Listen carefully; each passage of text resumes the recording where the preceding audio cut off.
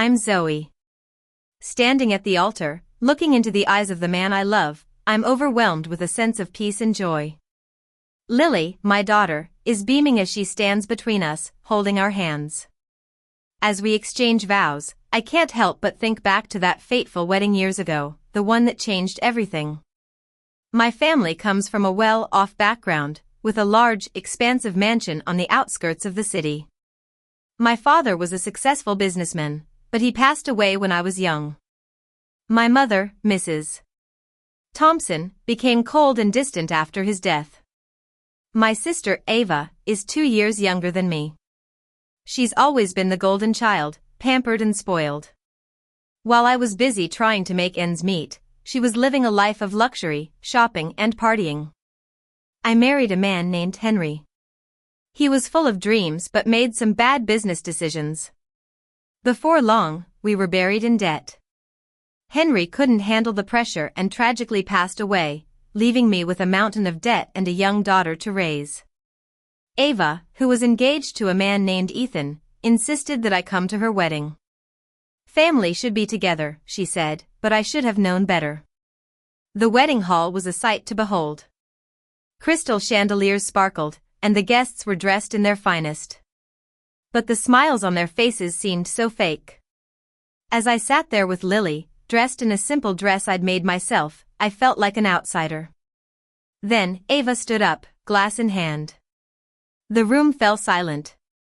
She looked at me with a practiced smile and said, "This is my widowed sister, Zoe. A single mom who can't even take care of herself."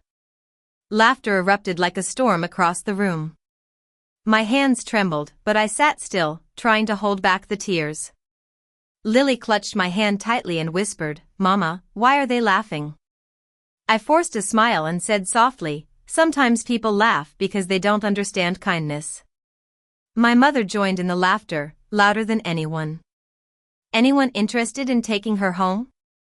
She joked, as if I were a stray animal. The guests laughed harder, some avoiding my eyes, others staring at me with judgment. I wanted to disappear, but Lily's grip on my hand kept me grounded. Just as the laughter was dying down, Ethan stood up. His chair scraped the floor as he walked towards us. His expression was unreadable. Ava's smile froze on her face. He reached out and gently took Lily's hand and said calmly, "I'll take them." The room went dead silent. My heart stopped. Ava laughed nervously, thinking it was a joke. "Very funny," she said, but Ethan didn't smile. "I'm serious," he replied. Chaos ensued. The guests started murmuring, Ava's face turned red with anger, and my mother looked like she'd been struck by lightning. I stood up, pulling Lily behind me. My voice shook as I said, "This isn't funny." Ethan turned to me, his eyes kind but firm. "I know," he said quietly. "That's why I said it."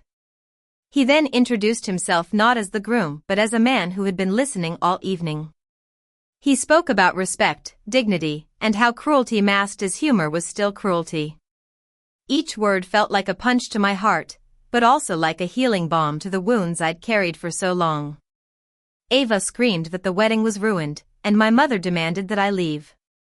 I wanted to run, but Ethan surprised everyone again. He apologized to the guests, canceled the reception, and told Ava they needed to talk privately. I took Lily and left the hall. The night air was cold and clean. Lily looked up at me and asked, "Mama, is he our friend?" I didn't know how to answer. That night, I received a message from an unknown number. It was Ethan. He apologized for the chaos and asked if we were safe. At first, I ignored it. I'd been hurt too many times to trust sudden kindness. But the next day, another message came, simply saying he hoped Lily was okay. Something about that message cracked my defenses. Over the next few weeks, Ethan reached out occasionally. He was never pushy, just checking in. I learned that he grew up watching his own mother being belittled by his family. He'd promised himself never to be silent in the face of cruelty. We met for coffee a few times, always in public and always with Lily. He treated Lily with such gentle respect, listening to her stories as if they were the most important things in the world. Meanwhile, my family cut me off completely. My mother told relatives I'd embarrassed them, and Ava spread rumors about me. But this time, the pain didn't break me as much. I'd survived worse.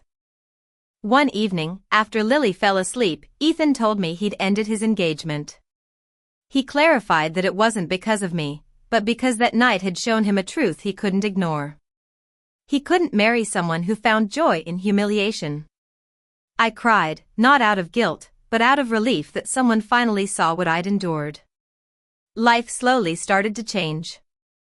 Ethan helped me find better work, not by giving me money, but by opening doors and believing in me when I didn't believe in myself.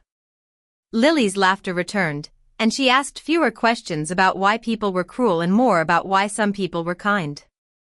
We spent holidays together, enjoying the simple moments. Trust grew between us, like a delicate flower. One night, as we walked home under the dim streetlights, Ethan asked if I ever believed life could be different. I thought of that wedding, the laughter, and the silence that followed. I do now, I said. Months later, my mother called. Her voice was sharp at first, then pleading. She'd heard rumors and wanted reconciliation. I met her on my terms. She didn't apologize, she just tried to explain. I listened, then told her that an explanation wasn't the same as accountability. I left before she could hurt me again. That night, I told Ethan everything. He just listened, without interrupting or trying to fix it. That's when I realized how deeply trust had rooted itself in my life again. As time passed, Lily grew taller, and her drawings covered our fridge. One afternoon, she asked me if families could be chosen. I hugged her and said yes. She smiled contentedly. Later that evening, Ethan asked me the same question, and I answered without fear. When he asked me to marry him, it was quiet and honest. I said yes, not because he saved me, but because he walked beside me through the darkest times. Now, as we stand here, exchanging vows, I look at Lily and Ethan, and I know that family isn't about blood. It's about safety, love, and support. I've come a long way from that woman sitting in humiliation at Ava's wedding. I no longer remember the cruel laughter clearly, all I remember is the courage that emerged from that darkness and the new beginning that followed.